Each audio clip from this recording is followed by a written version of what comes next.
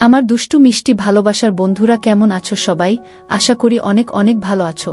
আমি তোমাদের নীলু আপু চলে এসেছি নতুন গল্প নিয়ে।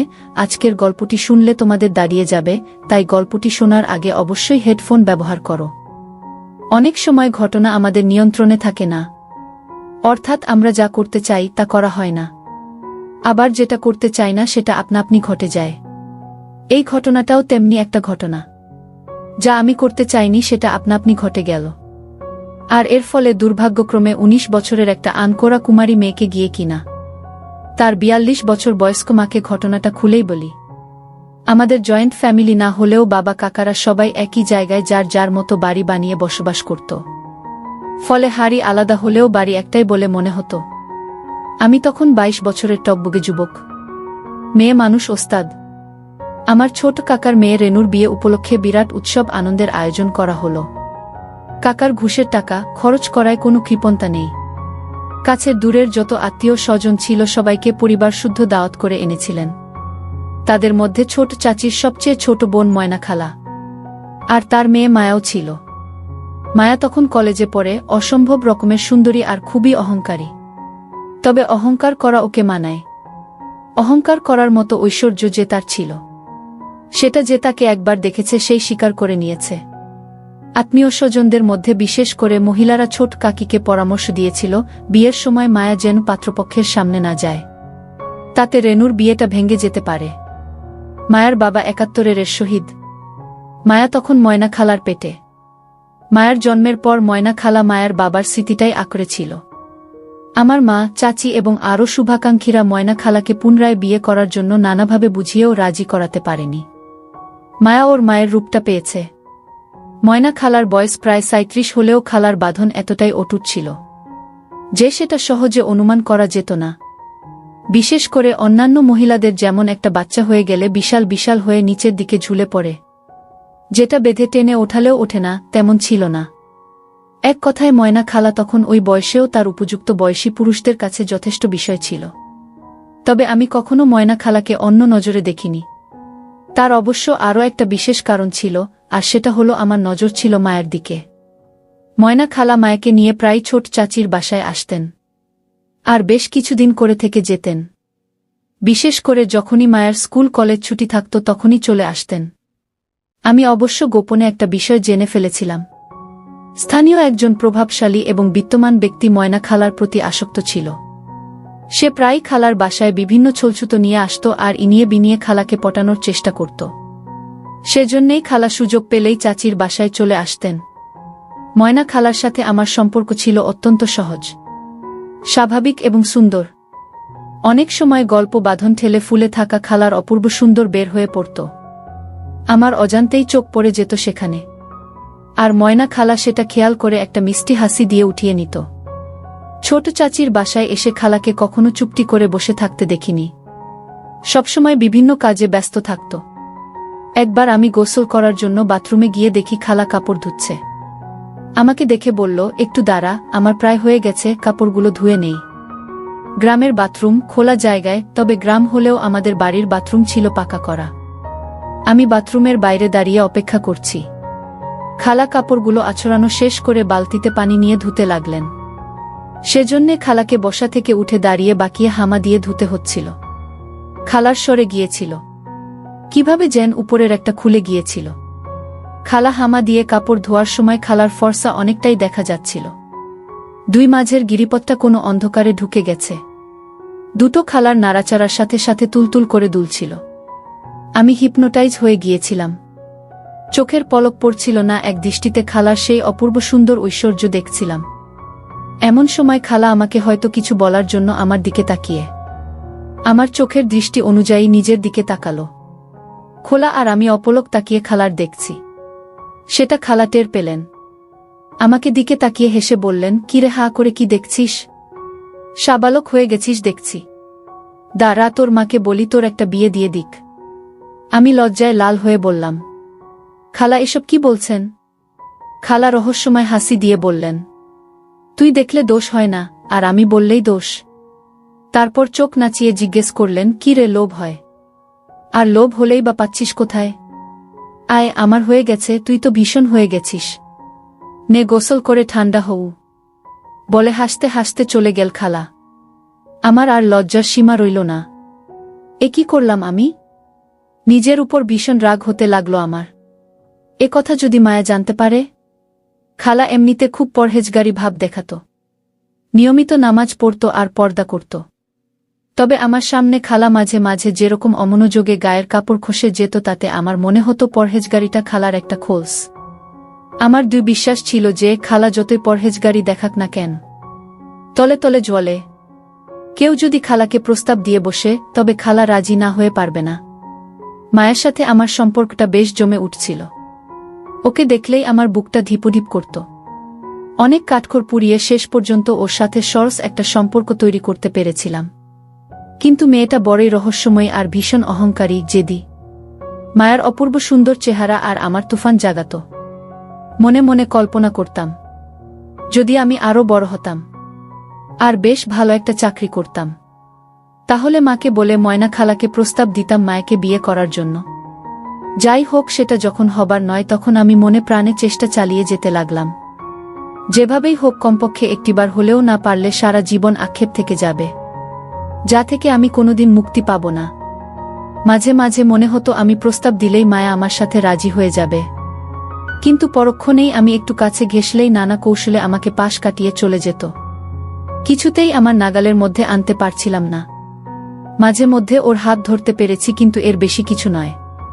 তবে ওর কথাবার্তা এবং আচরণে এ বিশ্বাস আমার জন্মেছিল যে সুযোগমতো যদি আমি ওকে ধরি তবে ও আমাকে দিবে। কিন্তু সেই সুযোগটাই হচ্ছিল না। কখনো যদি আমি কোন ছলছুতায় মায়াকে একা আমার ঘরে নিয়ে যাওয়ার চেষ্টা করতাম, তখনই ও যে কোনো কারণ দেখিয়ে আমাকে ফাঁকি দিয়ে চলে যেত। অবশেষে একটা মোক্ষম সুযোগ আমি হাতে পেয়ে গেলাম, আর সেই সুযোগটাকে কোনোমতেই হাতছাড়া করতে চাইলাম না। রেনুর বিয়ের দিন সারা বাড়ি লোকে লোকারণ্য। আমরা সবাই অতিথিদের খাওয়া দাওয়া, টেবিল চেয়ার, ঘর সাজানো, রান্নার বিভিন্ন উপকরণের যোগান দেওয়া, এসব নানা কাজে ব্যস্ত। এই ব্যস্ততার মধ্যেই যাওয়া আসার পথে আমি সুযোগ বুঝে প্রথমবারের মতো মায়ার কনুই দিয়ে দিলাম। মায়া চোখ মটকে সরে গেল। সন্ধ্যার পর যখন বিয়ে পড়ানো হচ্ছিল, মায়া আর সব মেয়েমানুষের ভিড়ে অন্ধকারে দাঁড়িয়ে পিছন থেকে ছোট চাচি ওকে বর বা বরপক্ষের লোকের সামনে যেতে মানা করেছিলেন, বিয়ের অনুষ্ঠান দেখার চেষ্টা করছিল। আমি পিছন থেকে মায়াকে দুই হাতে ওর দুটো ধরে জোরে দিলাম। মায়া উহ ছাড়ো বলে ঝাপটা দিয়ে আমার হাত ছাড়িয়ে নিয়ে আমাকে জোরে ঠেলে দিয়ে ওখান থেকে সরে গেল। আমি মনে মনে বললাম, তোর তেজ আমি আজকেই মারব। বিয়ে হয়ে যাওয়ার পর বরপক্ষের লোকদের শোবার ব্যবস্থা করা হলো কাছারি ঘরে। বরপক্ষের সাথে কয়েকজন মহিলা এসেছিলেন। তাদের শোবার ব্যবস্থা হলো ছোট কাকার ঘরে আর আমাদের ঘরে। আমি জানতাম এমনটা হবে, শোয়ার জায়গার অভাব হবেই, তাই আগে থেকেই আমার ব্যবস্থা আমি করে রেখেছিলাম। ছোট চাচিকে বলে রেখেছিলাম, যদি শোয়ার সমস্যা হয় তবে ময়না খালা আমার ঘরে শুতে পারবে। সব আয়োজন শেষ, খাওয়া দাওয়াও শেষ। তখন প্রশ্ন উঠল, কে কোথায় শোবে? আমি ঘরের বাইরে দাঁড়িয়ে সব শুনছিলাম। ময়না খালা চাচিকে বললেন, বুবু, আমাদের জায়গা তো দখল হয়ে গেছে, আমরা মেয়ে কোথায় শোব? ছোট চাচি বললেন, তোরা যদি কিছু মনে না করিস তাহলে মনির ঘরে শুতে পারিস, তা না হলে রান্নাঘরে আমাদের সাথে গাদাগাদি করে থাকতে পারিস। চাচির প্রস্তাবের সাথে সাথে ময়না খালা আমার গড়ে শোয়ার পক্ষে মত দিলেন, কিন্তু মায়া প্রতিবাদ করে বসল। নিচু স্বরে খালাকে বলল, তুমি কি পাগল হয়েছ মা? একটা জুয়ান ছেলের সাথে এক ঘরে আমরা শোব? খালা একইভাবে মায়াকে বললেন, একটা তো মাত্র রাত মা, তাছাড়া মনি আমাদের ঘরের ছেলে, ওকে আমরা কি চিনি না? সেই ছোটবেলা থেকেই তো ওকে দেখছিস। মায়া তবুও আমার ঘরে শুতে নিমরাজি হচ্ছিল। তখন খালা ওকে ধমক দিয়ে বললেন, পাগলামি করিস না মায়া, এই গরমে গাদাগাদি করে রান্নাঘরে পচার চেয়ে মনির ঘরে শোয়া অনেক ভালো। আর কথা বলবি না, চুপ করে থাক। আমি একটু সরে গেলাম। একটু পরেই চাচির গলার আওয়াজ পেলাম, আমাকে ডাকছেন। আমি হাজির হলে আমাকে জানালেন যে ময়না খালা আর মায়া আমার ঘরে শোবে। খুশিতে আমার নাচতে ইচ্ছে করছিল, তবুও নিমরাজি হবার ভান করে রাজি হলাম। তখন চাচি বললেন, তোর কোনো সমস্যা হবে না, আমি ওদের জন্য মেঝেতে বিছানা করে দিচ্ছি। সাথে সাথে আমি প্রতিবাদ করলাম, না চাচি, সেটা কি করে হয়? খালা মুরুব্বি মানুষ মেঝেতে শোবে আর আমি খাটে শোব, এ হয় না। সুযোগ পেয়ে মায়াকে এক হাত নিলাম। বললাম, শুধু মায়া হলে সেটা কোনো ব্যাপার ছিল না। মেঝেতে বিছানায় কেন, ও যদি মাটিতেও শুতো তাতেও আমার কিছু যেত আসতো না। কিন্তু খালা কি করে মেঝেতে থাকবে? কিন্তু ময়না খালা সে কথা উড়িয়ে দিয়ে বলল, দরকার নেই বাবা, তোর সিঙ্গেল খাট। আমাদের দুজনের ঠাসাঠাসি হবে, তার চেয়ে মেঝেতে হাত পা ছড়িয়ে আরাম করে শোয়া যাবে। তুই ভাবিস না, আমরা মেঝেতেই শোব। আর এতে তোর খারাপ কি আছে? আমি তো নিজের ইচ্ছেতেই মেঝেতে শুচ্ছি। বিয়ের দিন উপলক্ষে মেয়েদের সবাই লাল শাড়ি পরেছিল। ময়না খালাকে এত সুন্দর লাগছিল। যে মায়া আর ময়না খালা যখন পাশাপাশি দাঁড়িয়েছিল, মনে হচ্ছিল দুই বোন ওরা। ময়না খালাকে দেখে মনেই হচ্ছিল না যে উনার এতটা বয়স হয়েছে। দুপুরের পর সবাই যখন সাজুগুজু করে বেরুলো, ময়না খালাকে সবার থেকে আলাদা লাগছিল। আমি খালাকে কথাটা বলার লোভ সামলাতে পারলাম না। সুযোগের অপেক্ষায় থেকে খালাকে একা পেয়ে বললাম, খালা, আপনাকে যা লাগছে না? খালা সলজ্জ হাসি দিয়ে বলল, যা, তুই আর পাকামো করিস না, এই বয়সে আবার।